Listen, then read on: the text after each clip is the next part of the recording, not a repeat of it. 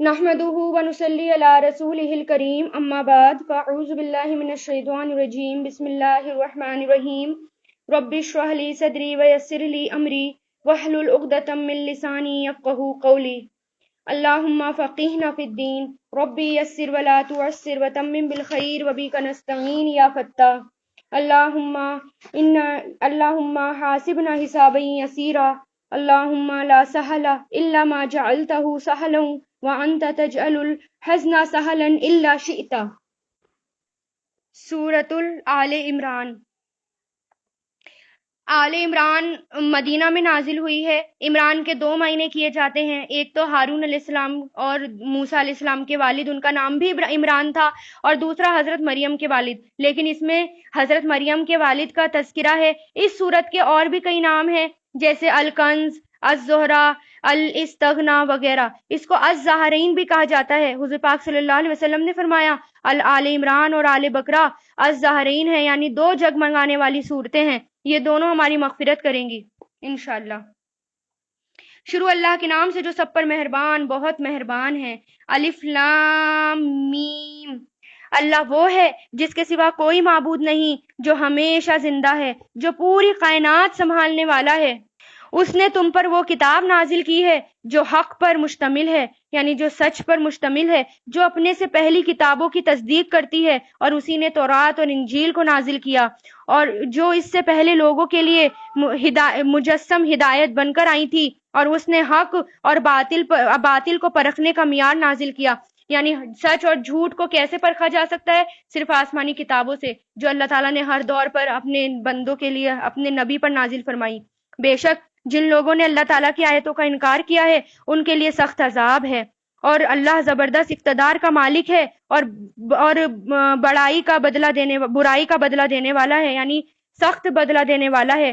یقین رکھو کہ اللہ سے کوئی چیز چھپ نہیں سکتی، نہ زمین میں اور نہ آسمان میں۔ وہی ہے جو ماؤں کے پیٹ میں جس طرح چاہتا ہے تمہاری صورتیں بناتا ہے، اس کے سوا کوئی معبود نہیں۔ وہ زبردست حکمت والا ہے، بڑے درجے والا ہے۔ اے رسول، وہی اللہ ہے جس نے تم پر یہ کتاب نازل کی ہے، جس کی کچھ آیتیں تو محکم ہیں، یعنی حکمت والی ہیں، جن پر کتاب کی اصل بنیاد ہے، اور کچھ دوسری آیتیں متشابہ ہیں، یعنی ملتی جلتی ہیں۔ تو حکمت والی آیتیں احکام ہیں جو ہمیں کرنے کے لیے دیے جاتے ہیں، اور مشتبہ آیتیں جو متشابہات ہیں، وہ جنت اور دوزخ کی ہیں، کیونکہ جنت کے بارے میں اور دوزخ کے بارے میں جو اللہ تعالیٰ نے ہمیں بتایا ہے وہ دنیا سے تشبیہ دے کر بتایا ہے، کیونکہ اس کے علاوہ ہم سمجھ نہیں سکتے تھے۔ اب جن لوگوں کے دلوں میں ٹیڑھا پن ہے، جن لوگوں کے دل ٹیڑھے ہیں، وہ ان متشابہ آیتوں کے پیچھے پڑے رہتے ہیں تاکہ فتنہ پیدا کر دیں، اور ان آیتوں کی تعویلات تلاش کرتے رہتے ہیں، حقیقت تلاش کرتے رہتے ہیں، حالانکہ ان آیتوں کا ٹھیک مطلب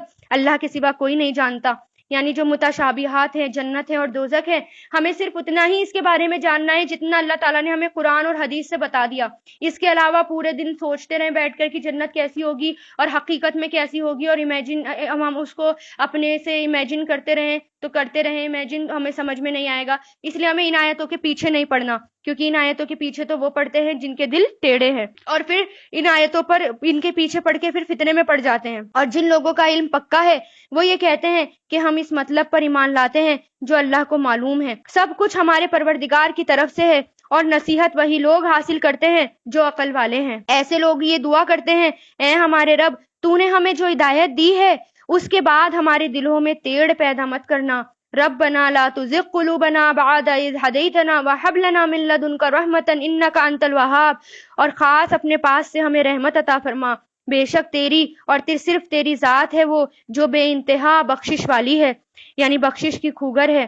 ہمارے پروردگار، تو تمام انسانوں کو ایک ایسے دن جمع کرنے والا ہے جس کے آنے میں کوئی شک نہیں، بے شک اللہ اپنے وعدے کی خلاف ورزی نہیں کرتا۔ حقیقت یہ ہے کہ جن لوگوں نے کفر اپنا لیا، اللہ کے مقابلے میں نہ ان کی دولت ان کے کچھ کام آئے گی، نہ ان کے اولاد، اور وہی ہیں جو آگ کا ایندھن بن کر رہیں گے۔ ان کا حال فرعون اور ان سے پہلے کے لوگوں اس کے معاملے جیسا ہے۔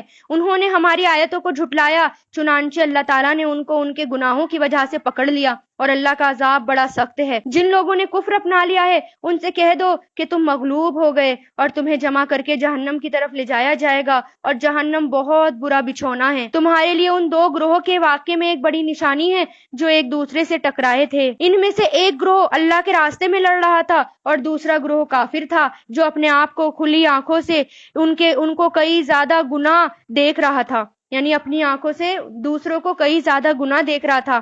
یہ جو ہے جنگ بدر کی طرف اشارہ ہے، جب اللہ تعالیٰ نے کافروں کا لشکر جو تھا 1000 تھا اور مسلمانوں کی تعداد صرف 313 تھی، اور کافر کھلی آنکھوں سے مسلمانوں کی تعداد کئی زیادہ گنا بڑھ کر دیکھ رہے تھے۔ لوگوں کے لیے ان چیزوں کی محبت خوشنما بنا دی گئی جو ان کی نفسانی خواہش کے مطابق ہوتی ہے، یعنی عورتیں، بچے، سونے چاندی کے لگے ہوئے ڈھیر، نشان لگائے ہوئے گھوڑے۔ یہ گھوڑے کی ایک خاص قسم ہوتی ہے، جو بہت عمدہ کوالٹی کے گھوڑے ہوتے ہیں ان پر نشان لگا دیا کرتے ہیں۔ چوپائے اور کھیتیاں، یہ سب دنیاوی زندگی کا سامان ہے، لیکن ہمیشہ کا انجام تو حسن اچھا ہے تو وہ صرف اور صرف اللہ تعالیٰ کے پاس ہے۔ یعنی یہ جو اللہ تعالیٰ نے ابھی نام لیے ہیں، عورتیں، بچے، سونے چاندی کے ڈھیر، یہ سب تو صرف دنیاوی زندگی ہے، صرف دنیا کے فائدے ہیں۔ آخرت جو ہے ہمارے لیے مین ہونی چاہیے، آخرت، اور یہ صرف ہمارے لیے زینت ہے، ان کے پیچھے نہیں بھاگنا چاہیے، یہ صرف اٹریکشن ہے، ہمیں اٹریکٹ کرتے ہیں، ان کے پیچھے نہیں بھاگنا۔ کہہ دو کیا میں تمہیں وہ چیزیں بتاؤں جو ان سے کہیں زیادہ بہتر ہیں؟ جو لوگ تقوی اختیار کرتے ہیں ان کے لیے ان کے رب کے پاس وہ باغات ہیں جن کے نیچے نہریں بہتی ہیں، جن میں وہ ہمیشہ ہمیشہ رہیں گے، وہ پاکیزہ بیویاں ہیں، اور اللہ کی طرف سے خوشنودی ہے، اور تمام بندوں کو اللہ تعالیٰ اچھی طرح دیکھ رہا ہے۔ یعنی جنت جو ہے وہ دنیا سے کہیں زیادہ بڑھ کر ہے، اس لیے ہمیں ہمیشہ جنت کے طالب رہنا چاہیے، جنت کا طلبگار رہنا چاہیے۔ یہ وہ لوگ ہیں جو کہتے ہیں اے ہمارے پروردگار، ہم آپ پر ایمان لے آئے ہیں، اب ہمارے گناہوں کو بخش دیجئے اور ہمیں دوزخ کے عذاب سے بچا لیجئے۔ یہ لوگ بڑے صبر کرنے والے ہیں، سچائی کے خوگر ہیں، عبادت گزار ہیں، اللہ کی خوشنودی کے لیے خرچ کرنے والے ہیں، اور سحری کے وقت میں استغفار کرتے ہیں۔ اس وقت آپ الحمدللہ رمضان ہے اور آپ رمضان میں سحری میں اٹھتے ہیں تو زیادہ سے زیادہ سحری میں استغفار کریں، سحری پکاتے ہوئے استغفار کریں، اور اس کے بعد جب انتظار کرتے ہیں، نماز کا انتظار کرتے ہیں، تو زیادہ سے زیادہ ٹائم استغفار کرا کریں، کیونکہ اللہ تعالیٰ کے نیک بندے سحری کے وقت استغفار کرتے ہیں۔ اللہ نے خود اس بات کی گواہی دی ہے کہ فرشتوں اور اہل علم نے بھی کہ اس کے سوا کوئی معبود نہیں جس نے انصاف کے ساتھ کائنات کا انتظام سنبھالا ہوا ہے، یعنی اللہ تعالیٰ نے انصاف کے ساتھ اس کائنات کو سنبھالا ہوا ہے، اس کے سوا کوئی عبادت کے لائق نہیں ہے، جس کا اقتدار بھی کامل ہے اور حکمت بھی، یعنی وہ زبردست حکمت والا ہے۔ بے شک معتبر دین تو یعنی سچا دین تو اللہ کے نزدیک اسلام ہی ہے، یعنی صرف اللہ کے نزدیک ایک ہی دین ہے اور وہ اسلام ہے۔ اور جن لوگوں کو کتاب دی گئی تھی انہوں نے الگ راستہ لا علمی سے میں نہیں بلکہ علم آ جانے کے بعد اور آپس میں ضد کی وجہ سے اپنایا۔ اور جو شخص بھی اللہ تعالیٰ کی آیتوں کو جھٹلاتے ہیں اسے یاد رکھنا چاہیے اللہ تعالیٰ بہت جلد حساب لینے والا ہے۔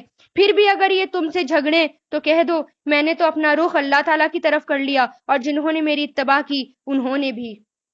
فَقُلْ أَسْلَمْتُ وَجْهِيَ لِلَّهِ وَمَنِ اتَّبَعَ، یعنی میں نے بھی اور جن لوگوں نے جو ایمان لائے ہیں سب نے اپنا چہرہ اللہ کی طرف کر لیا، اور اہل ایمان اور اہل کتاب سے اور عرب کے ان پڑھ مشرک سے کہہ دو کہ کیا تم بھی اسلام لاتے ہو؟ پھر اگر وہ اسلام لے آئیں تو وہ ہدایت پا جائیں گے، اور اگر انہوں نے منہ موڑا تو تمہاری ذمہ داری صرف پیغام پہنچانے کی ہے، اور اللہ تمام بندوں کو خوب دیکھ رہا ہے۔ جو لوگ اللہ تعالیٰ کی آیتوں کو جھٹلاتے ہیں اور نبیوں کو ناحق قتل کرتے ہیں اور انصاف کی تلقین کرنے والے لوگوں کو بھی قتل کرتے ہیں، یعنی دین کے داعیوں کو قتل کرتے ہیں، تو ان کو دردناک عذاب کی خوشخبری سنا دو، کیونکہ اہل کتاب جو تھے بنی اسرائیل جو تھے انہوں نے اپنے بہت سارے نبیوں کو قتل کیا، اور جو ان کے پاس دائی آئے تھے ان تک کو بھی انہوں نے قتل کر دیا۔ یہ وہ لوگ ہیں جن کے اعمال دنیا میں اور آخرت میں غارت ہو گئے، ضائع ہو گئے، اور ان کو کسی قسم کے کوئی مددگار نصیب نہیں ہوگا۔ کیا تم نے ان لوگوں کو نہیں دیکھا جنہیں کتاب کا ایک حصہ دیا گیا تھا کہ انہیں اللہ کی کتاب کی طرف دعوت دی جاتی تھی تاکہ وہ ان کے درمیان فیصلہ کریں؟ اس کے باوجود ان میں سے ایک گروہ نے تو منہ موڑ لیا اور منہ موڑ کر انحراف کیا، یعنی اس کو بدل دیا۔ یہ سب اس لیے کہ انہوں نے یہ کہا ہوا ہے کہ ہمیں گنتی کے چند دنوں کے سوا آگ ہرگز بھی نہیں چھوئے گی، یعنی جتنی بھی پہلے کی آسمانی کتابیں ہیں ان سب کو بدل دیا گیا، ان کے پیروکار نے ان کو بدل دیا اور اپنی مرضی سے اس میں باتیں گڑھ لی، اور انہوں نے جو جھوٹی باتیں تراش رکھی ہیں انہوں نے ہی ان کو دھوکے میں ڈال دیا ہے۔ بھلا اس وقت ان کا کیا حال ہوگا جب ہم انہیں ایک ایسے دن کا سامنا کرنے کے لیے جمع کریں گے جس کے آنے میں ذرا بھی شک نہیں ہے، اور ہر شخص نے جو کمائی کی ہوگی اس کو پورا بدلہ دیا جائے گا اور کسی پر ظلم نہیں ہوگا۔ اس لیے اللہ تعالیٰ کی آیتوں میں جو ہم پڑھیں اور جو ہم سمجھیں صرف وہی سامنے جا کر دوسروں کو وہی بتائیں، اپنی طرف سے کوئی بھی باتیں نہیں بتائیں۔ یہ نہ کہیں کہ میں نے قرآن میں میں نے حدیث میں یہ سنا تھا، شاید ایسا ہے۔ نہیں، جس بات کو آپ کو جس بات کا پورا پکا علم ہو وہ بات آپ آگے پہنچائیں۔ ایسا نہ ہو کہ ایک غلط بات آپ کے منہ سے نکل جائے اور وہ حدیث میں نہ ہو، بھلے ہی بات صحیح ہو لیکن وہ حدیث میں نہ ہو، اور آپ اس کو کہہ دیں کہ یہ حدیث ہے، تو اس بات پر بھی آپ کی پکڑ ہوگی کہ نبی پر جھوٹ گڑھ لیا۔ کہہ دو کہ اے اللہ، اے اقتدار کے مالک، تو جس کو چاہتا ہے اقتدار بخشتا ہے، تو جس کو چاہتا ہے تو جس کو چاہتا ہے ملک بخشتا ہے، اور جس سے چاہتا ہے اقتدار چھین لیتا ہے، جس کو تو چاہتا ہے عزت دیتا ہے، جس کو تو چاہتا ہے رسوا کر دیتا ہے۔ تمام تر بھلائی صرف تیرے ہی ہاتھ میں ہے۔ اللہم مالک الملکی تؤتی الملک من تشاء وتنزع الملک ممن تشاء وتعز من تشاء وتذل من تشاء بیدیک الخیر۔ یہ دعا ہے، اس کو پڑھا کریں تاکہ آپ کو پکا یقین ہو کہ صرف اور صرف عزت اور ذلت اور بادشاہت صرف اور صرف اللہ تعالیٰ کے ہاتھ میں ہے، وہ جس کو چاہے وہ دے دے۔ یقیناً تو ہر چیز پر قادر ہے، اور تو ہی رات کو دن میں داخل کرتا ہے اور دن کو رات میں داخل کرتا ہے، اور تو بے جان چیز سے جاندار کو نکال کر باہر کرتا ہے، اور تو جاندار میں سے بے جان چیز کو نکال کر باہر لاتا ہے۔ تو جس کو چاہتا ہے بے حساب رزق دیتا ہے۔ مومن لوگ مسلمانوں کو چھوڑ کر کافروں کو اپنا مددگار نہ بنائیں، اپنا یار و مددگار دوست نہ بنائیں۔ جو ایسا کرے گا اللہ کا اس سے کوئی تعلق نہیں۔ الہیہ یہ کہ تم ان کے ظلم سے بچنے کے لیے بچاؤ کا کوئی طریقہ اختیار کرو، اور اللہ تمہیں اپنے عذاب سے بچاتا ہے اور اسی کی طرف تم سب کو لوٹ کر جانا ہے۔ یعنی دلی دوست ہمیں کافروں کو نہیں بنانا، جو دلی دوست ہوتے ہیں وہ غیر مسلم، اور اپنا رازدار نہیں بنانا ان کو۔ باقی ایسا نہیں ہے کہ بالکل ان سے تعلق کاٹ دیں، ایسا نہیں کر سکتے، ہاں اپنا دلی دوست نہیں بنانا، اپنے رازدار ان کو نہیں بنانا۔ اے رسول، لوگوں کو بتا دو کہ جو کچھ تمہارے دلوں میں ہے تم اسے چھپاؤ یا ظاہر کرو، اللہ تعالیٰ اسے جان لے گا، اللہ تعالیٰ اسے جان لے گا، اور جو کچھ آسمانوں میں ہے اور جو کچھ زمین میں ہے وہ سب کچھ جانتا ہے، اور اللہ ہر چیز پر قادر ہے۔ وہ دن یاد رکھو جس دن کسی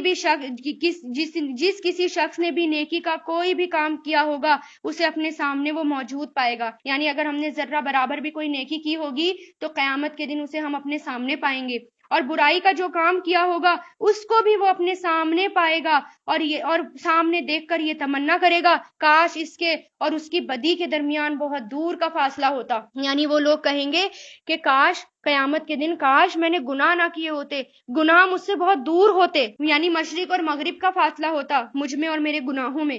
اور اللہ تمہیں اپنے عذاب سے بچاتا ہے، اور اللہ بندوں پر بہت شفقت رکھتا ہے۔ یعنی اللہ میں اس لیے قرآن نازل کیا تاکہ ہم اللہ تعالیٰ کے عذاب سے بچ جائیں، اس لیے قرآن نازل ہوا تاکہ ہم اس کو پڑھیں، سمجھیں، غور اور فکر کریں اور اس پر عمل کریں۔ اے پیغمبر، لوگوں سے کہہ دو اگر تم اللہ سے محبت رکھتے ہو تو میری اتباع کرو، یعنی رسول کی اتباع کرو، اللہ تم سے محبت کرے گا اور تمہارے خاطر تمہارے گناہ معاف کر دے گا۔ رسول کی بات کے علاوہ ہمیں کسی اور کی بات اپنے آگے نہیں لانی، جو رسول نے کہہ دیا بس وہی ہمیں اتباع کرنی ہے۔ یہ نہیں کہنا کہ میں نے ان لوگوں سے یہ سنا تھا، ان لوگوں سے یہ سنا تھا، نہیں، جو رسول نے کہہ دیا اس کے بعد کے آگے آپ ان کی بات کے آگے کسی کی بات نہیں لا سکتے۔ اور یہ کام ہے کہ اگر ہم اللہ تعالیٰ اگر ہم چاہتے ہیں کہ اللہ ہم سے محبت کرے تو ہمیں رسول کی پیروی کرنی ہوگی، حضور پاک صلی اللہ علیہ وسلم کی پوری پیروی کرنی ہوگی، اور اللہ بہت معاف کرنے والا ہے، بڑا مہربان ہے۔ کہہ دو کہ اللہ اور اس کے رسول کی اطاعت کرو، پھر بھی اگر وہ منہ موڑیں گے تو اللہ کافروں کو پسند نہیں کرتا۔ اللہ نے آدم علیہ السلام، نوح علیہ السلام، ابراہیم کے خاندان اور عمران کے خاندان کو چن لیا اور چن کر تمام جہانوں پر فضیلت دی۔ یہ ایسی نسل تھی جس کے لوگ نیکی اور اخلاص میں ایک دوسرے سے ملتے جلتے تھے، یعنی تمام نبی اور ان کے فالوور عمل میں ایک دوسرے سے ملتے جلتے تھے، اور اللہ ہر ایک کی بات سننے والا ہے اور ہر ایک کا علم رکھتا ہے۔ چنانچہ اللہ کے دعا سننے کا وہ واقعہ یاد کرو جب، یعنی اللہ تعالیٰ کس طرح سنتا ہے، اللہ تعالیٰ ہمیں وہ واقعہ بتا رہا ہے جب عمران کی بیوی نے کہا تھا کہ یا رب، میں نے نظر مانی ہے کہ میرے پیٹ میں جو بچہ ہے میں اسے ہر کام سے آزاد کر کے صرف تیرے لیے وقف کر دوں گی، صرف اس کو تیرے لیے چھوڑ دوں گی، اور میری اس نظر کو قبول فرما۔ یہ حضرت مریم علیہ السلام کی والدہ تھیں جن کا نام حنا تھا، اور انہوں نے جب یہ پریگننٹ ہوئی تھی تو انہوں نے نظر مانی تھی کہ میں اپنے بچے کو اللہ تعالیٰ کی راہ میں لگاؤں گی، کیونکہ اس وقت ان کے خاندان میں بھی یہ پیشن گوئی ہوئی تھی کہ اس خاندان میں ایک نبی پیدا ہوا تھا۔ تو جب وہ پریگننٹ ہوئی تھی تو سب کی نظریں ان پر تھی کہ اس میں ایک نبی پیدا ہوگا، اور اس وقت حالات بھی بہت خراب تھے، لوگ نبی سے بہت دشمنی کرتے تھے، اور وہ انتظار میں تھے کہ اگر بچہ پیدا ہوگا تو اس کو قتل کر دیں گے۔ تو انہوں نے نظر مانی تھی کہ میں جو بھی بچہ پیدا ہوگا اس کو تیری راہ میں چھوڑ دوں گی، بے شک تو سننے والا ہے، ہر چیز کا علم رکھتا ہے۔ پھر جب ان سے لڑکی پیدا ہوئی تو وہ حسرت سے کہنے لگی یا رب، یہ تو مجھ سے لڑکی پیدا ہو گئی ہے، حالانکہ اللہ تعالیٰ کو خوب علم تھا کہ ان کے یہاں کیا پیدا ہوا ہے، اور لڑکا لڑکی جیسا نہیں ہوتا، یعنی جو کام اللہ تعالیٰ کو حضرت مریم سے لینا تھا وہ کام کوئی لڑکا نہیں کر سکتا تھا۔ میں نے اس کا نام مریم رکھ دیا ہے، اور میں اسے اور اس کی اولاد کو شیطان مردود سے حفاظت کے لیے آپ کی پناہ میں دیتی ہوں۔ اعیذھا بک وذریتھا من الشیطان الرجیم۔ یہ دعا ہر پریگننٹ لیڈی کو کرنی چاہیے تاکہ بچہ پیدا ہونے سے پہلے ہی وہ شیطان سے بچ کر اللہ تعالیٰ کی حفاظت میں آ جائے۔ چنانچہ اس کے رب نے اس مریم کو بطور احسن، یعنی بہت اچھے طریقے سے قبول کیا، اور اسے بہترین طریقے سے پروان چڑھایا، اور زکریہ علیہ السلام ان کے سرپرست بنے، کیونکہ وہ مسجد میں محراب میں چھوڑ کر آ گئی تھی، اور محراب میں جو کوئی آ نہیں سکتا، مسجد میں کوئی مرد الاؤ نہیں تھا، تو حضرت حنا کے بہنوئی جو تھے وہ زکریہ علیہ السلام، انہوں نے ان کی سرپرستی کی۔ جب بھی زکریہ علیہ السلام ان کے پاس ان کی عبادت گاہ میں جاتے، ان کے پاس کوئی رزق پاتے، تو انہوں نے پوچھا مریم، تمہارے پاس یہ چیزیں کہاں سے آئی؟ یعنی حضرت زکریہ علیہ السلام ان کے کمرے میں جاتے، حجرے میں جاتے تو دیکھتے کہ طرح طرح کے رزق ان کے پاس رکھے ہوتے تھے، بے موسمی پھل، بے موسمی چیزیں عمدہ کوالٹی کی ان کے پاس رکھی ہوتی تھی۔ تو وہ پوچھتے تھے مریم یہ کہاں سے آیا؟ تو وہ بولی اللہ کے پاس سے، اور اللہ جس کو چاہتا ہے بے حساب رزق دیتا ہے۔ فرشتے اس کو لے کر آتے تھے، اللہ تعالیٰ کی طرف سے ان کے پاس آسمان سے رزق اترتا تھا۔ اس موقع پر زکریہ علیہ السلام نے اپنے رب سے دعا کی، وہ کہنے لگے یا رب، مجھے خاص اپنے پاس سے پاکیزہ اولاد عطا فرما۔ جبکہ وہ اللہ تعالیٰ کے نیک بندے تھے، نبی تھے، وہ تو پہلی دعا نیک کرتے تھے، لیکن اللہ تعالیٰ کی قدرت دیکھنے کے بعد خاص طور سے اس وقت انہوں نے دعا کری اور انہوں نے کہا بے شک تو خوب دعاؤں کا سننے والا ہے۔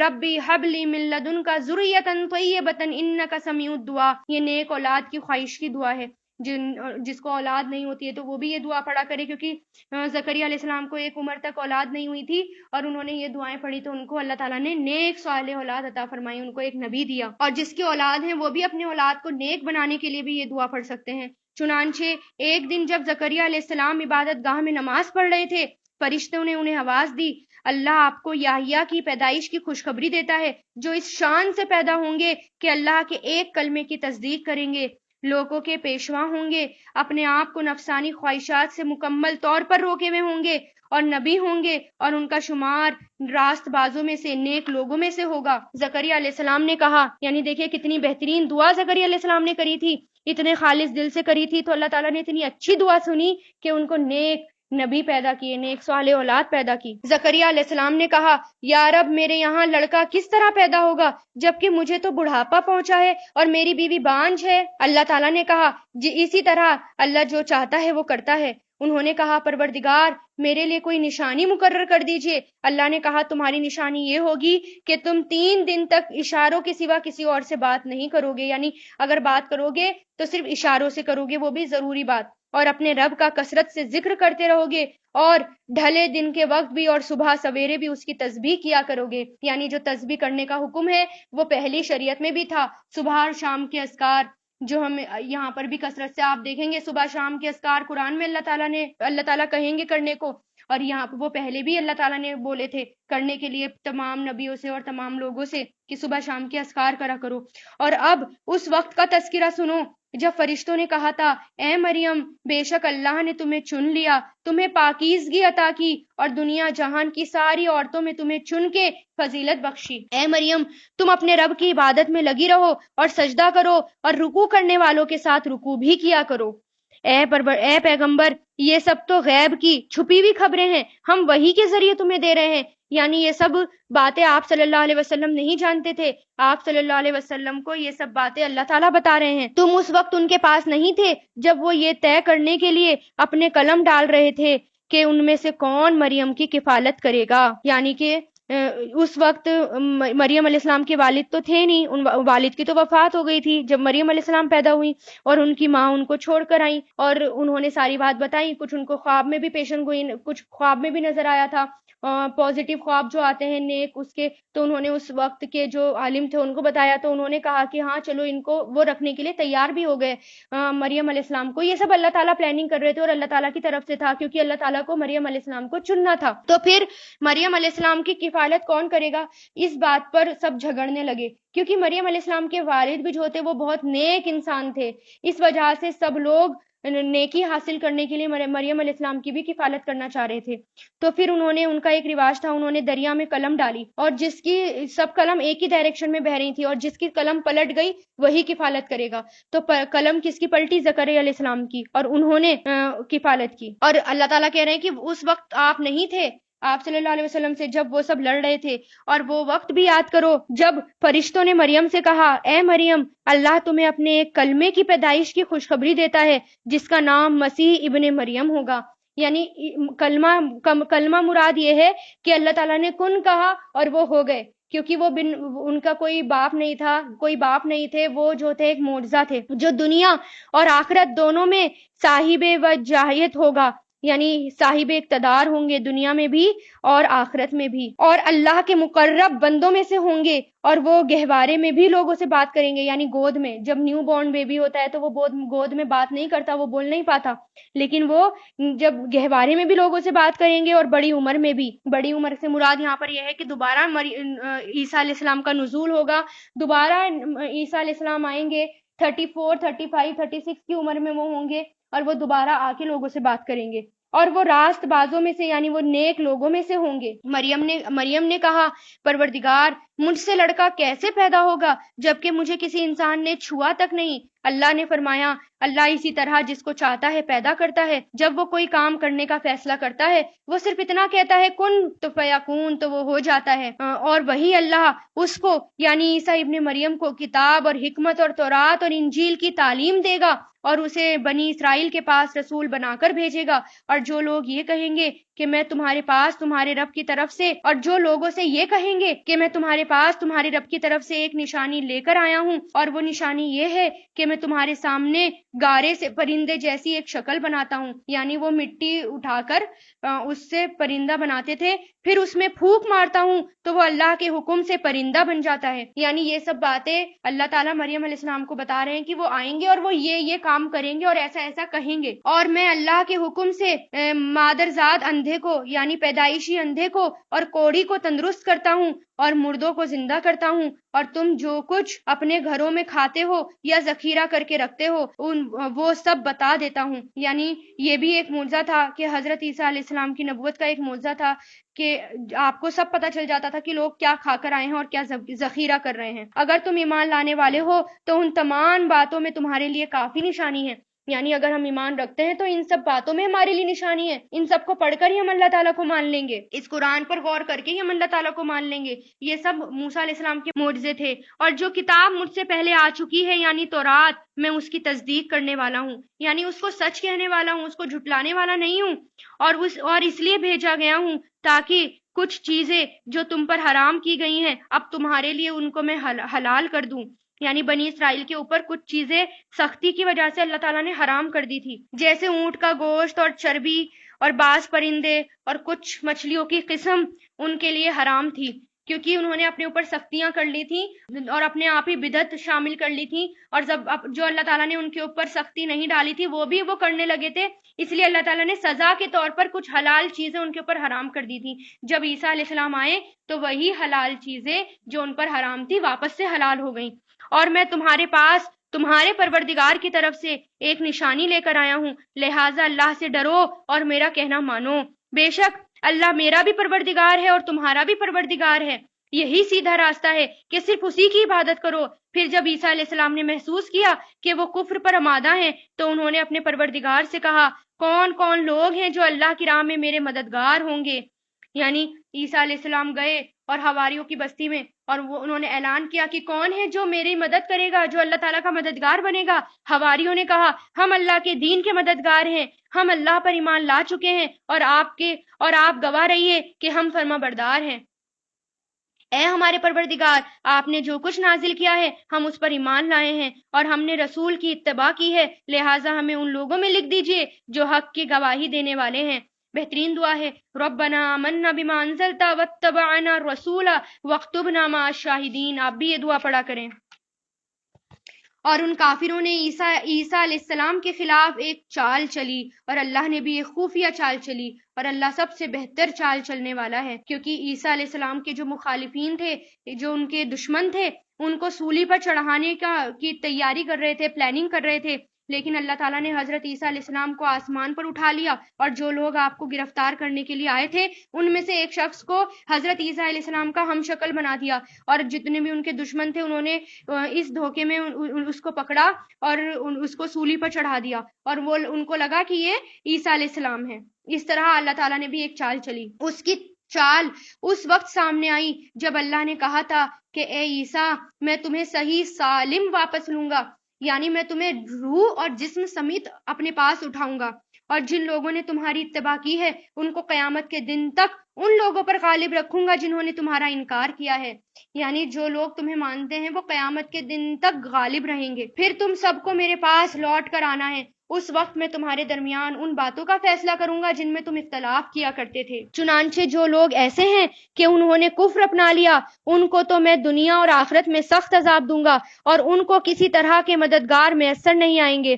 البتہ جو لوگ ایمان لائے ہیں اور انہوں نے نیک عمل کیے ہیں ان کو اللہ ان کا پورا ثواب دے گا، اور اللہ ظالموں کو پسند نہیں کرتا۔ اے پیغمبر، یہ وہ آیتیں ہیں اور حکمت بھرا ذکر ہے جو ہم تمہیں پڑھ کر سنا رہے ہیں، یعنی جو اللہ تعالیٰ کا قرآن ہے وہ حکمت والا ہے، اس سے ہمیں حکمت آتی ہے۔ اللہ کے نزدیک عیسیٰ علیہ السلام کی مثال آدم جیسی ہے، کیونکہ آدم علیہ السلام بھی بنا ماں باپ کے پیدا ہوئے تھے، اللہ تعالیٰ کے ایک کلمے کن سے پیدا ہوئے تھے، اور عیسیٰ علیہ السلام بھی بنا باپ کے پیدا ہوئے ہیں، وہ بھی ایک کلمہ کن سے پیدا ہوئے ہیں، اس لیے ان دونوں کو اللہ تعالیٰ ایک مثال دیتے ہیں۔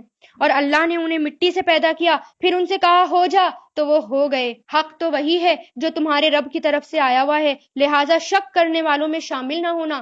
قرآن پڑھنے کے بعد ہمیں کبھی بھی شک میں نہیں پڑھنا، اگر ہم شک میں پڑھیں گے تو یہ شک ہمارے سارے عمل کو ضائع کر دے گا، اس لیے شک کو اپنی زندگی سے نکالنا ہے۔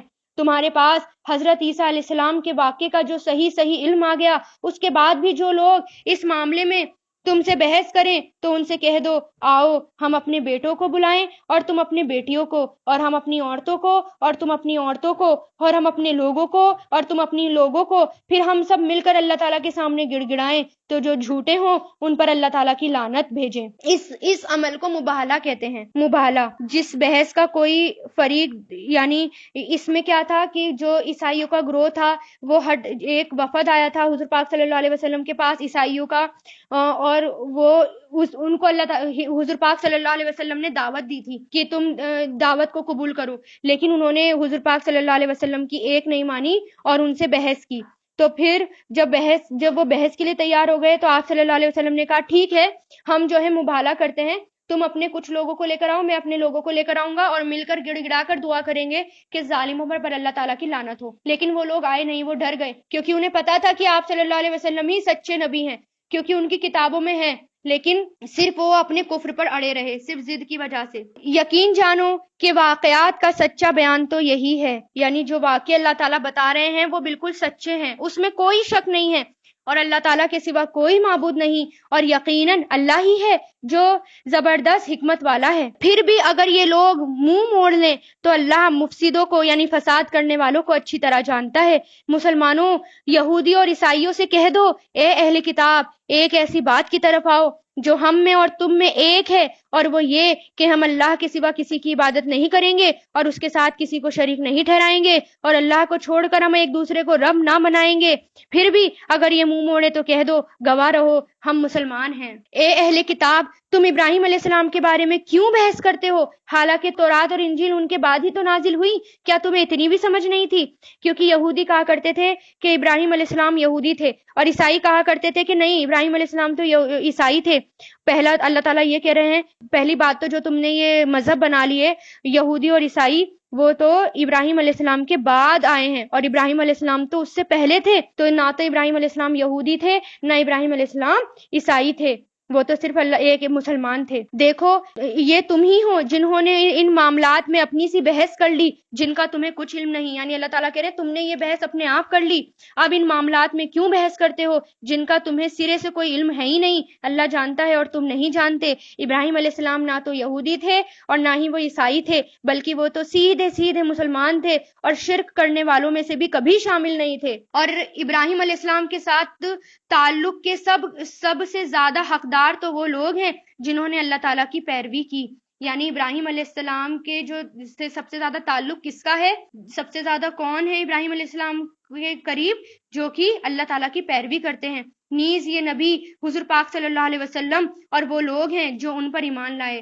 یعنی ان کے قریب کون ہیں؟ آپ صلی اللہ علیہ وسلم اور ایمان والے، کیونکہ یہودی کہا کرتے تھے کہ ہم ابراہیم علیہ السلام کے قریب ہیں، اور عیسائی کہا کرتے تھے کہ نہیں، ہم ابراہیم علیہ السلام کے قریب ہیں۔ اللہ تعالیٰ کہہ رہے ہیں نہیں، محمد صلی اللہ علیہ وسلم اور ان کو ماننے والے ان کے قریب ہیں، اور اللہ مومنوں کا کارساز ہے۔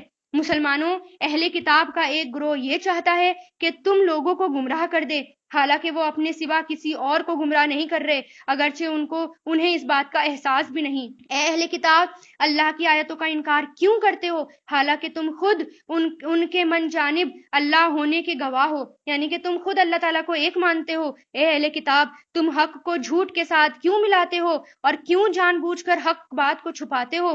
اہل کتاب کے ایک گروہ نے ایک دوسرے سے کہا تھا، جو کلام مسلمانوں پر نازل ہو گیا ہے اس پر دن کے شروع حصے میں ایمان لاؤ اور دن کے آخری حصے میں ان کا انکار کر دینا، شاید اس طرح مسلمان اپنے دین سے پھر جائیں۔ یعنی یہودیوں کی اور مشرکوں کی ایک اور چال تھی، وہ اپنے لوگوں سے کہا کرتے تھے کہ حضور پاک صلی اللہ علیہ وسلم پر ایمان لے آؤ، ان کو ایک مان لو، اور شروع کے دن حصے میں یعنی صبح کو ان پر ایمان لانا اور شام ہونے تک اس کا انکار کر دینا۔ اس سے کچھ جو کمزور ایمان والے مسلمان ہیں ان کو یہ لگے گا شاید اس دین میں کوئی کمی ہے، تبھی تو یہ لوگ چھوڑ کر چلے گئے، اگر یہ صحیح ہوتا تو یہ چھوڑ کر نہ جاتے۔ اس طرح ان کی ایک اور سازش تھی یہ لوگوں کو ایمان سے پھیرنے کے لیے، مگر دل سے ان لوگوں کے سوا کسی کی بات نہ ماننا جو تمہارے دین کے متی ہیں، یعنی صرف ان کی بات ماننا جو تمہارے دین کی بات ہی تمہیں بتائیں، اس کے علاوہ ان کے دھرم کی، ان کے دین کی کوئی بات مت ماننا۔ آپ ان سے کہہ دیجئے کہ ہدایت تو وہی ہدایت ہے جو اللہ کی دی ہوئی ہو، اور یہ ساری باتیں تم اس ضد میں کر رہے ہو کہ کسی کو اس جیسی چیز یعنی نبوت اور آسمانی کتاب کیوں مل گئی جیسی کبھی تمہیں دی گئی تھی، یا یہ مسلمان تمہارے رب کے آگے تم پر غالب کیوں آ گئے؟ آپ کہہ دیجئے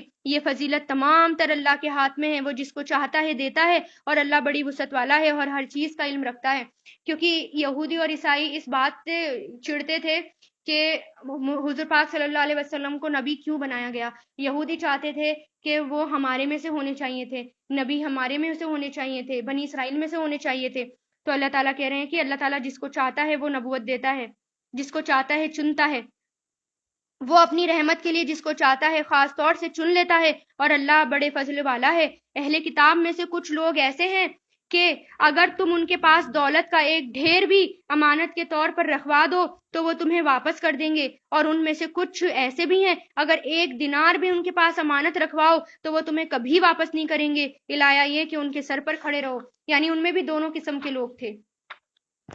ان کا یہ طرز عمل اس لیے ہے کہ انہوں نے یہ کہہ رکھا تھا کہ امیوں یعنی غیر یہودی عربوں کے ساتھ معاملہ کرنے میں ہماری کوئی پکڑ نہیں ہوگی۔ یعنی وہ کہتے تھے جو غیر عربی یہودی ہیں ان کے ساتھ کچھ بھی کر لو، چاہے ان کی امانت دو یا نہ دو، اللہ تعالیٰ ہماری پکڑ نہیں کرے گا، اور اس طرح وہ اللہ پر جان بوجھ کر جھوٹ باندھتے ہیں۔ بھلا اللہ تعالیٰ پکڑ کیوں نہیں کرے گا؟ قاعدہ تو یہ ہے جو اپنے عہد کو پورا کرے گا اور گناہ سے بچے گا تو اللہ ایسے پرہیزگاروں سے محبت کرتا ہے۔ اس کے برخلاف جو لوگ اللہ سے کیے ہوئے عہد اور اپنی کھائی ہوئی قسموں کا سودا کر کے تھوڑی سی قیمت حاصل کرتے ہیں، ان کا آخرت میں کوئی حصہ نہیں ہوگا، اور قیامت کے دن نہ اللہ ان سے بات کرے گا، نہ انہیں رعایت کی نظر سے دیکھے گا، نہ انہیں اللہ تعالیٰ پاک کرے گا، نہ ان کا حصہ، اور ان کا حصہ تو بس عذاب ہوگا اور انتہائی دردناک۔ اور انہی میں سے ایک گروہ کے لوگ ایسے ہیں جو کتاب یعنی تورات پڑھتے ہیں، بس کتاب پڑھتے وقت اپنی زبانوں کو مروڑتے ہیں تاکہ ان کی مروڑ کر بنائی ہوئی اس عبارت کو کتاب کا حصہ سمجھو۔ یعنی اہل کتاب کی ایک اور چال تھی کہ وہ تورات کو پڑھتے تھے اور اپنی زبان موڑتے تھے، یعنی ورڈز کو بدل دیتے تھے، تھوڑا سا بدل دیتے تھے تاکہ پبلک کو سمجھ میں نہ آئے کہ وہ قرآن میں سے یا ہماری طرف سے ہے۔ اس طرح وہ اپنے طرف سے قرآن میں یا اللہ تعالیٰ کی کتاب میں بدلاؤ کیا کرتے تھے، حالانکہ وہ کتاب کا حصہ نہیں ہوتی تھی۔ اور وہ لوگوں سے کیا کہتے تھے؟ یہ تو اللہ تعالیٰ کی کتاب میں لکھا ہے، اور وہ کہتے ہیں یہ عبارت اللہ تعالیٰ کی طرف سے ہے، حالانکہ وہ اللہ تعالیٰ کی طرف سے نہیں ہوتی تھی، اور اس طرح اللہ تعالیٰ پر وہ جانتے بوجھتے جھوٹ بولا کرتے تھے۔ یہ کسی بشر کا کام نہیں کہ اللہ تو ایسے کتاب اور حکمت اور نبوت عطا کرے، اور یہ کسی بشر کا کام نہیں کہ اللہ اس پر ایسی کتاب، حکمت یا نبوت عطا کرے اور وہ اس کے باوجود لوگوں سے یہ کہے کہ اللہ کو چھوڑ کر میرے بندے بن جاؤ۔ یعنی نبوت ایسے شخص کو نہیں ملتی جو یہ کہے کہ اللہ کو چھوڑو اور میرے بندے بن جاؤ۔ نہیں، اللہ تعالیٰ تو خالص لوگوں کو چنتے ہیں، نیک لوگوں کو چنتے ہیں اپنی نبوت کے لیے۔ اس کے بجائے وہ تو یہی کہے گا اللہ والے بن جاؤ، کیونکہ تم جو کتاب پڑھاتے ہو اور جو پڑھتے رہتے ہو اس کا یہی نتیجہ ہونا چاہیے، اور نہ وہ تمہیں یہ حکم دے سکتا کہ فرشتوں اور پیغمبروں کو خدا بنا دو جب تم مسلمان ہو چکے ہو۔ کیا اس کے بعد وہ تمہیں کفر کرنے کا حکم دے گا؟ یعنی نبی کبھی ایسا کر سکتے ہیں نعوذ باللہ وہ کفر کرنے کے لیے کہیں؟ اور ان کو وہ وقت یاد دلاؤ جب اللہ نے پیغمبروں سے وعدہ لیا تھا کہ اگر میں تم کو کتاب اور حکمت دوں پھر تمہارے پاس کوئی رسول آئے تو اس کتاب کی تصدیق کرنا، یعنی کسی کتاب کو جھٹلانا نہیں، کیونکہ عہد الست رسولوں سے الگ لیا گیا تھا اور لوگوں سے الگ لیا گیا تھا۔ رسولوں سے ایک الگ وعدہ لیا گیا تھا، وہ یہ کہ جو بھی میں تمہیں کتاب دوں اور جو تمہارے بعد رسول آئے تمہارے ساتھ اس کو ماننا، اس کی تصدیق کرنا اور اس کی ضرور مدد تم کرو گے۔ اللہ نے ان پیغمبروں سے کہا تھا کیا تم اس بات کا اقرار کرتے ہو اور میری طرف سے دی ہوئی یہ ذمہ داری اٹھاتے ہو؟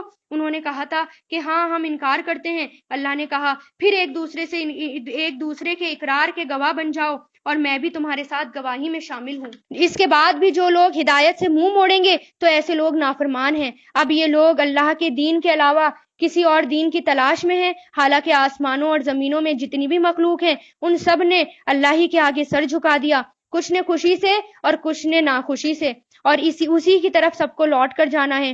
کہہ دو ہم ایمان لائے اللہ پر اور جو کتاب ہم پر نازل کی گئی ہے اس پر، اور اس ہدایت پر جو ابراہیم، اسماعیل، اسحاق، یعقوب اور ان کی اولاد پر اتاری گئی، اور ان باتوں پر جو موسیٰ، عیسیٰ اور دوسرے پیغمبروں پر نازل کی گئی۔ ہم ان پیغمبروں میں سے کسی کے درمیان کوئی فرق نہیں کرتے، ہم اسی ایک اللہ کے آگے سر جھکاتے ہیں۔ جو کوئی شخص اسلام کے سوا کوئی اور دین کو اپنانا چاہے گا تو اس سے وہ دین قبول نہیں کیا جائے گا، یعنی اسلام کے علاوہ کوئی دین قبول نہیں کیا جائے گا، اور آخرت میں وہ ان لوگوں میں شامل ہوگا جو سخت نقصان اٹھانے والے ہیں۔ اللہ ایسے لوگوں کو کیسے ہدایت دے گا جنہوں نے ایمان لانے کے بعد کفر اپنا لیا، حالانکہ وہ گواہی دے چکے ہیں کہ یہ سچے رسول ہیں اور ان کے پاس اس کے روشن دلائل بھی آ چکے۔ اللہ ایسے ظالموں کو ہدایت نہیں دیتا۔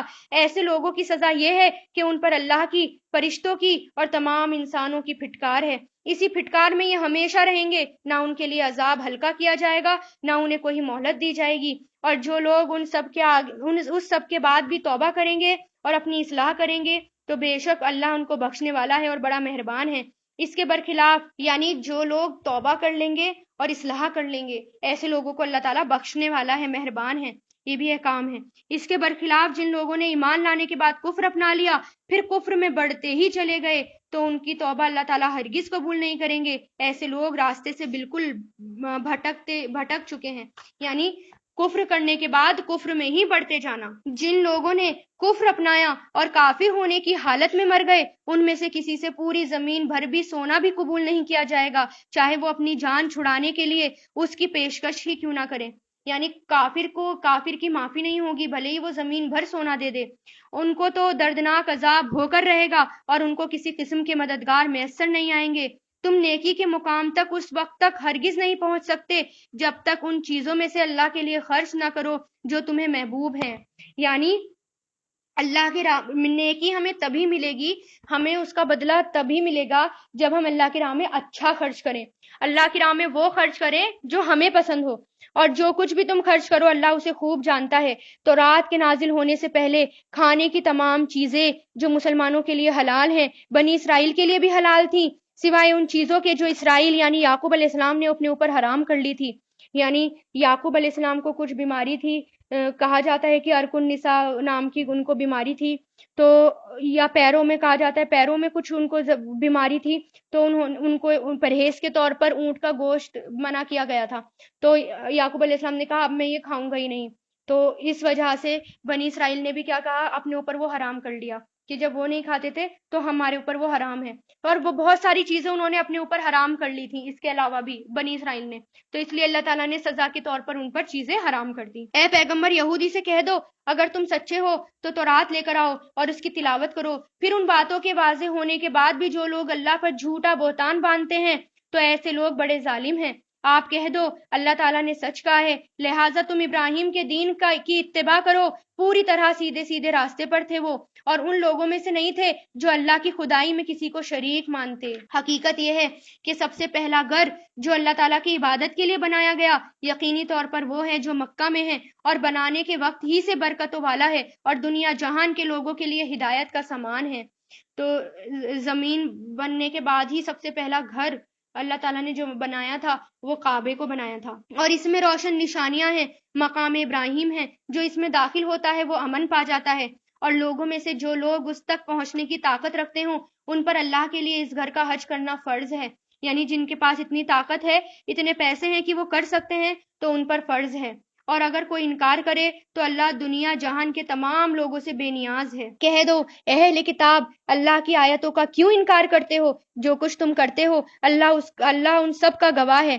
کہہ دو اے اہل کتاب اللہ کے راستے میں ٹیڑھا پن پیدا کرنے کی کوشش کر کے ایک مومن کے لیے اس میں کیوں رکاوٹ ڈالتے ہو جبکہ تم خود حقیقت سے آگاہ ہو، جبکہ تمہیں سب پتا ہے. کیونکہ اہل کتاب کے پاس قرآن تھا، تورات تھی، انہیں پتا تھا کہ حضور پاک صلی اللہ علیہ وسلم سچے نبی ہیں، مسلمان سچے نبی کو مانتے ہیں، لیکن پھر بھی وہ مسلمانوں کے لیے پریشانیاں پیدا کرتے تھے. جو کچھ تم کر رہے ہو اللہ اس سے غافل نہیں ہے. اے اہل کتاب کے ایک گروہ کی بات اگر تم مان لو گے تو وہ تمہارے ایمان لانے کے بعد تم کو دوبارہ کافر بنا دیں گے.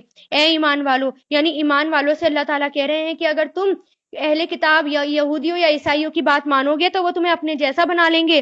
اور تم کیسے کفر اپناؤ گے جبکہ اللہ کی آیتیں تمہارے سامنے تلاوت کی جاتی ہیں؟ یعنی وہ تم کو کفر پر پھیر دیں گے.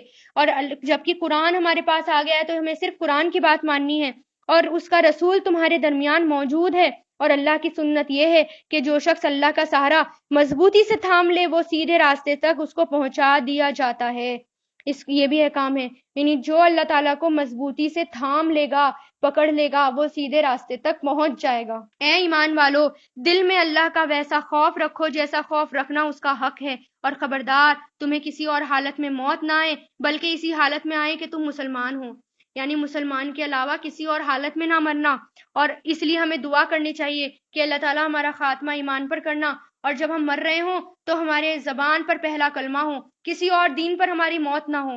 اور اللہ کی رسی کو مضبوطی سے تھامے رکھو. وَاعْتَصِمُوا حَبْلَ اللَّهِ جَمِيعًا وَلَا تَفَرَّقُوا، اور آپس میں پھوٹ نہ ڈالو، الگ الگ فرقوں میں نہ بٹو. اپنے آپ کو صرف مسلمان بتانا ہے، اپنے آپ کو یہ بھی نہیں بتانا کہ میں شیعہ ہوں یا سنی ہوں یا اہل حدیث ہوں یا جو بھی ہوں. صرف اور صرف اپنے آپ کو مسلمان بتانا ہے، کیونکہ اگر ہم نے اپنے آپ کو مسلمان کے علاوہ کسی اور میں بتا دیا تو ہمارے لیے جو ہے جنت حرام ہو جائے گی. پھر ہم جنت میں نہیں جا پائیں گے. جنت میں صرف وہی جائے گا جو صرف اور صرف مسلمان ہے، جو اپنے آپ کو مسلمان کہتا ہے.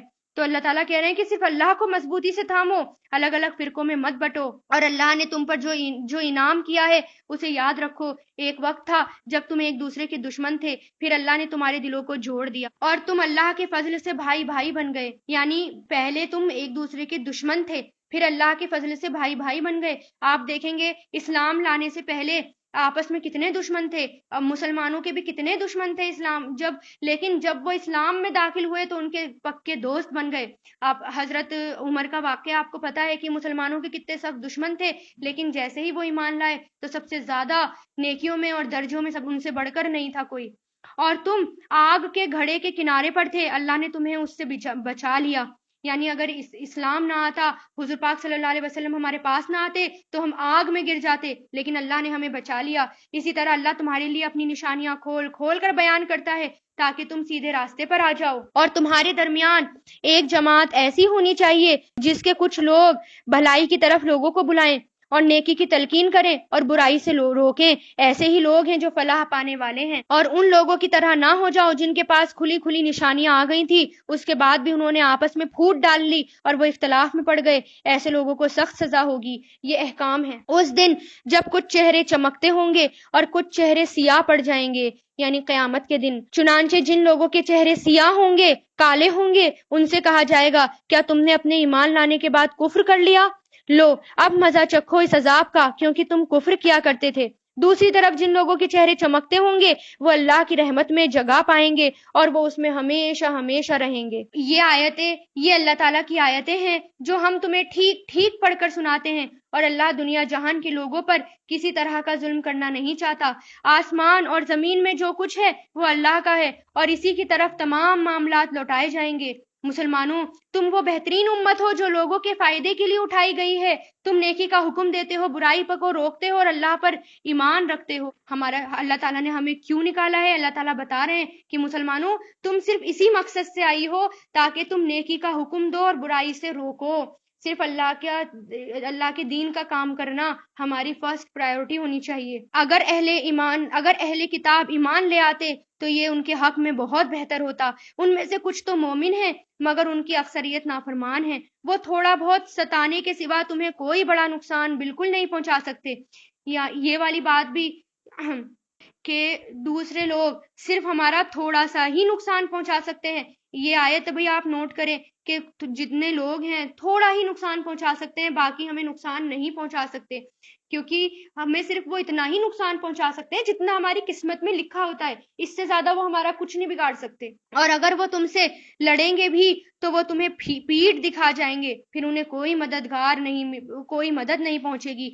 और जहां कहीं पाए जाएंगे उन पर जिल्लत का ठप्पा लगा दिया गया। इलाया ये कि अल्लाह की तरफ से कोई सबब पैदा हो जाए या इंसानों की तरफ से कोई जरिया निकल आए जो उनको सहारा दे दे। उनका अंजाम तो ये है कि वो अल्लाह ताला का गजब लेकर लौटे हैं और उन पर मोहताजी मुसल्लत कर दी गई है। यानी यहूदियों की बात है। इसकी वजह यह है कि वो अल्लाह की आयतों का इनकार करा करते थे। जो भी अल्लाह ताला की आयतों का इनकार करेगा और झुटलाएगा, उन पर क्या होगा? अल्लाह ताला का गजब होगा, अजाब नाजिल होगा और मोहताजी उनके ऊपर मुसल्लत कर दी जाएगी। और पैगंबरों को नाहक कत्ल करते थे, इसी वजह से उनका ये अंजाम हुआ। नीज इसकी वजह यह है कि वो नाफरमानी किया करते थे और सारी हदें फलांग जाया करते थे। इसलिए कुरान के अंदर जो हमें हुदूद बताई गई हैं, हमारी जो हदें हैं, हमें उससे आगे नहीं बढ़ना, उसे फलांगना नहीं है। लेकिन सारे अहले किताब एक जैसे नहीं होते। अहले किताब ही में से वो लोग हैं जो सीधे रास्ते पर कायम हैं, जो रात के वक्त में अल्लाह की आयतों की तिलावत करते हैं, जो अल्लाह के आगे सजदा करते हैं। ये लोग अल्लाह पर और आखिरत के दिन पर ईमान लाते हैं। यानी अहले किताब में से कुछ मुसलमान हो गए थे, ईमान ले आए थे। वो अच्छाई की तलकीन करते हैं और बुराई से रोकते हैं और नेक कामों की तरफ लपकते हैं। ये वो लोग हैं जिनका शुमार स्वालिहीन में से होगा, जिनका शुमार स्वालिहीन में से, नेक लोगों में से होगा।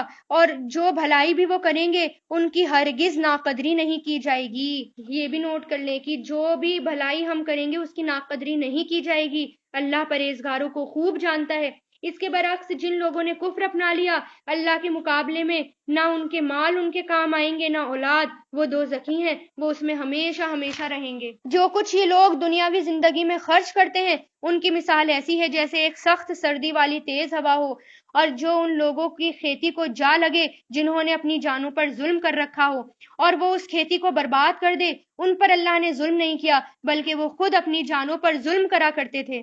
ऐ ईमान वालो, اپنے سے باہر کے کسی شخص کو رازدار نہ بناؤ، اپنے سے باہر کسی کو رازدار نہ بناؤ۔ یہ لوگ تمہاری بدخواہی میں کوئی کسر نہیں چھوڑتے، یعنی تمہیں برائی پہنچانے میں کوئی کسر نہیں چھوڑتے۔ ان کی دلی خواہش یہ ہے کہ تم کو تکلیف میں مبتلا کریں، یعنی تم تکلیف اٹھاؤ۔ بعض ان کے منہ سے بغض، یعنی جلن، حسد، بغض ان کے منہ سے ظاہر ہو چکی ہے، اور جو کچھ دشمنی ان کے سینے میں چھپائے ہوئے ہیں وہ کہیں زیادہ ہیں۔ ہم نے پتے کی باتیں تمہیں کھول کھول کر بتا دی تو تم سمجھ سے کام لو۔ یعنی اگر ہم کسی اور کو دوست بنائیں گے تو وہ کیا چاہتے ہیں، اللہ تعالیٰ نے ہمیں یہ بتا دیا، اور یہ یاد رکھو اللہ تعالیٰ ہم سے زیادہ بہتر جانتے ہیں، کیونکہ اللہ تعالیٰ نے ہی ہمیں بنایا ہے اور اللہ تعالیٰ ہی دلوں کے رازوں کو جانتا ہے۔ اس لیے اگر ہم کسی اور کو اپنے کے علاوہ رازدار بنائیں گے تو وہ ہمیں صرف اور صرف نقصان پہنچائیں گے، کیونکہ وہ ہم سے جلتے ہیں، ان کے دلوں میں بغض ہے اور دشمنی ہے۔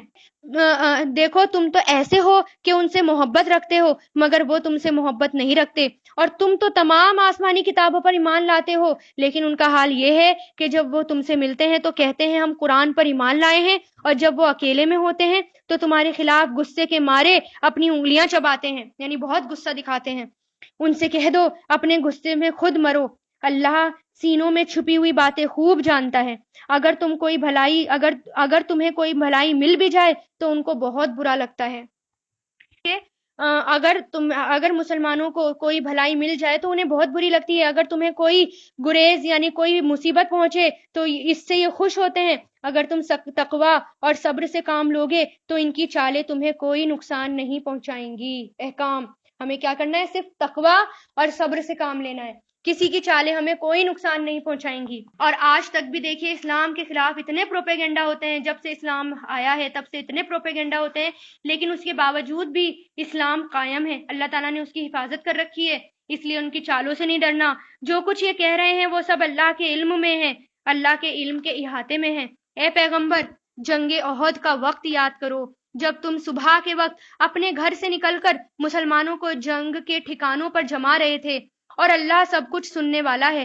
جب تم میں سے دو گروہوں نے یہ سوچا تھا کہ وہ ہمت ہار بیٹھیں، حالانکہ اللہ ان کا حامی اور مددگار تھا، اور مومنوں کو اللہ ہی پر بھروسہ کرنا چاہیے، کیونکہ جنگ احد میں 3000 کفار تھے جو مدینہ پر حملہ کرنے کے لیے آ رہے تھے، تو حضور پاک صلی اللہ علیہ وسلم نے ان کے مقابلے کے لیے احد پہاڑ میں مسلمانوں کو بٹھایا، یعنی احد پہاڑ میں مورچوں پر مسلمانوں کو بٹھایا، اور کچھ لوگ ایسے تھے مسلمانوں میں سے جو کہ ہمت ہار رہے تھے اور واپس بھاگ رہے تھے، لیکن اللہ تعالیٰ نے ان کو جمائے رکھا، اللہ تعالیٰ نے ان کو ہمت دی اور وہ واپس ہمت کے ساتھ آئے۔ اللہ نے تو جنگ بدر کے موقع پر بھی ایسے حالات میں تمہاری مدد کی تھی جب تم بالکل بے سر و سامان تھے، یعنی اللہ تعالیٰ بتا رہے ہیں کہ اللہ تعالیٰ نے تمہیں جنگ احد میں مدد کی، لیکن اللہ تعالیٰ نے جنگ بدر میں بھی اس وقت تمہاری مدد کی تھی جب تمہارے پاس کچھ نہیں تھا، سامان نہیں تھے، آدمی نہیں تھے، لوگ نہیں تھے، کچھ نہیں تھے، پھر بھی تم جیتے۔